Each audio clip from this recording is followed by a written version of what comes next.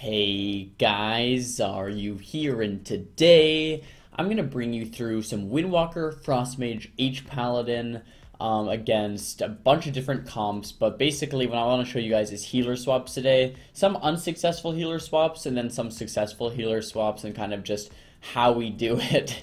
Here in this first game, I think it opens up a little bit funny, but we open up, we want to go on the Resto Druid.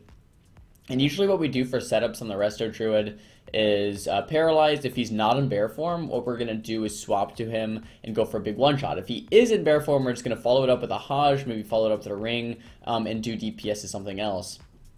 This is a very slow opener, though. We tried to basically do the second thing that I said. So paralyze the Druid into some CC, and then, kill his partners. But we ended up just waiting and going all in right here, and he actually doesn't die. All three of us thought he was dead, and we're all just like, wait, what? He was alive, so he actually shadow melded at low HP. I think he shadow melded the Windwalker Touch of Death. None of us were expecting that. We all thought he was dead, and then we're just like, oh, crap.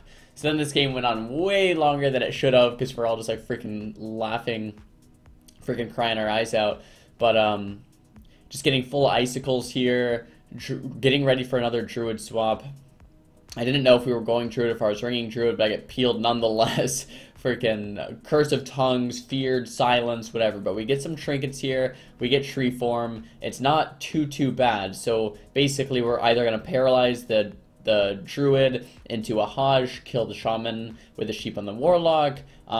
Anything that we do, we could like paralyze the Druid with a Hajj into a ring with a Sheep on the Shaman and kill the Warlock, or sheep the Warlock, kill the Shaman, or go on the Druid out of the paralyze and sheep the Lock.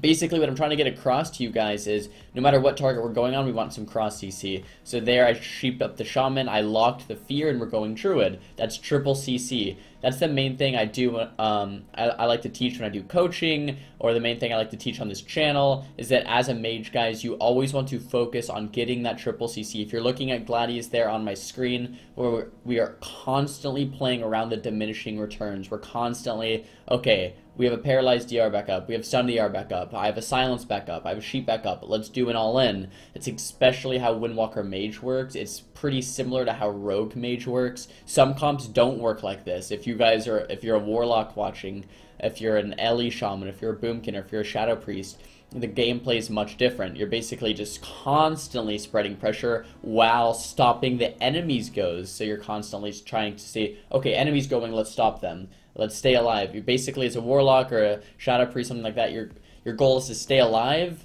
and kill everything, whereas our goal is to run away when we don't have cooldowns and push in when we do have cooldowns. So that's like the dichotomy of the game, and it kind of has been for a very long time. That's why constantly the Rogue Mage players are picking on the Lock Shaman players, and the Lock Shaman players are always picking on the Rogue Mage players. It's because they're natural born enemies, right? One person's trying to do one thing, the other person's trying to stop them. The Warlock is very low here. I sheep the Shaman, or the Druid half, rather. Warlock's getting low, but he does pop Hellstone, he gets Iron Barked. He's definitely going to be okay.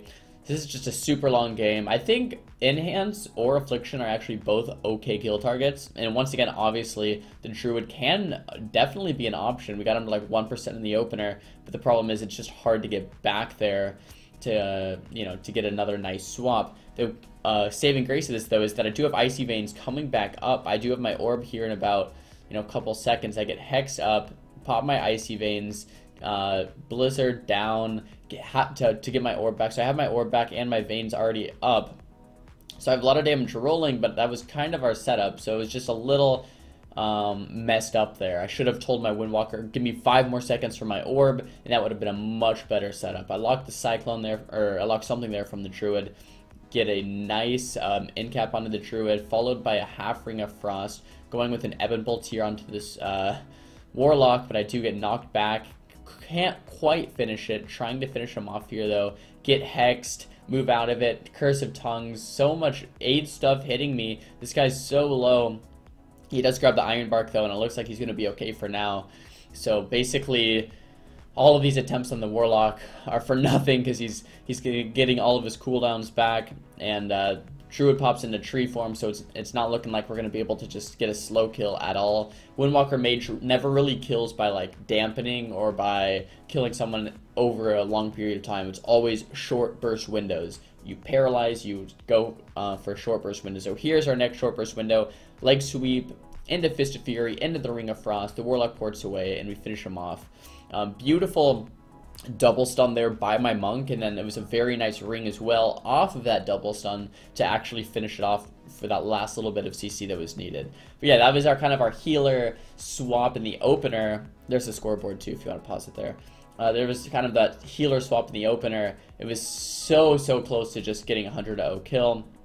And against a lot of these teams, we don't really like going warriors, we don't really like going DKs, so we actually just go resto druid.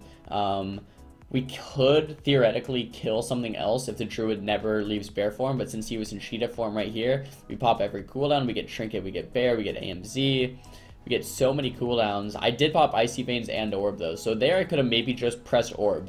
I think that might be a mistake to Icy Veins and Orb when he's running trinket. It would not be a mistake if he was running Relentless. In the upper right hand corner of the screen, this patch, they added it so you can see if they're running trinket or Relentless before testing for it, before actually right when the gates start open, you can see if they're running trinket or relentless. So if he's running relentless, I think it would be good to pop Icy Veins, go for just a one shot because he shouldn't be able to survive. But if he's running trinket, you might want to bait out the trinket first with just an orb. Keep your Icy Veins for that next go when he has nothing left. But here, as you can see, I don't have Icy Veins, but I do have my orb. I got that beautiful timed flurry proc, and the druid just goes down. Overkill. We had a Belf off that. Wasn't even close. So as long as the druid's not a bear form and he doesn't have too many hots, you should be able to go down in just a leg sweep Fist of Fury. I was going to say leg sweep Fist of Fury Belf, but we don't even need the Belf sometimes. If all of our damage connects, then I have a nice flurry proc or two. And that's without even casting at all. That's without casting Evan Bolt. That's literally with just Orb, you know, Comet Storm, Ice Nova, Ice Lance. So not bad. I actually topped damage that game. Very impressive, Xaryu. Very impressive stuff there. So hopping into this last match, I kind of just want to say, as a druid, if you're relentless, they shouldn't be able to live as I said in the last game. But like this game really highlights it. So we wanted to go druid because we see he's relentless. As you can see in the upper right hand corner, he is relentless, and we're like, let's just go druid. He shouldn't be able to live. And then we're like, well, he's in bear form. Okay, let's just wait till he comes out of bear form.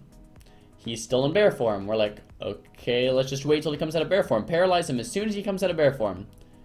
Okay, still in bear form. Okay, let's just swap druid right when he's out of bear. We'll be able to 100-0 him. He is still in bear form. Still, 40 seconds later, has not left bear. Has not left bear. He is still hopping around in bear. He is still not left bear form. Oh my gosh. He has a couple hot shots, so he might have left it for 1 second, but he's back into bear, behind the pillar, and we are actually cracking up at this point. We're literally losing to a bear right now. What the hell is going on? Since then, bear form got nerfed a little bit, but it's still pretty good. The druid should pop out any second now. And we'll like, oh my god, we got him out of bear form. Look, we got him out of bear form. We're like, what an idiot, he came out of bear form. So we pop Icy Veins, Orb, Touch of Death, Leg Sweep, Fist, Belf, everything, 100-0 him. And then we're kind of like, oh, well, maybe that's why he was sitting bear. Because as soon as he comes out, we just paralyzed him, popped all of our cooldowns, and just killed him in one freaking hit. With that was a Leg Sweep into Fist, into Hajj, into Belf.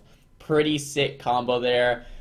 We were just giggling like freaking schoolgirls after that happened because we were making fun of him for being bear, and then right as he comes out of bear, we just freaking one-shot him. Anyways, guys, I hope this helps you guys line up your kills on healers. Hope it kind of helps you understand the game a little bit more. Thumbs the video, guys, up if you liked it. Thumbs it down if you didn't. Let me know in the comments below what you guys want to see tomorrow, and I'll see you guys next time. Peace!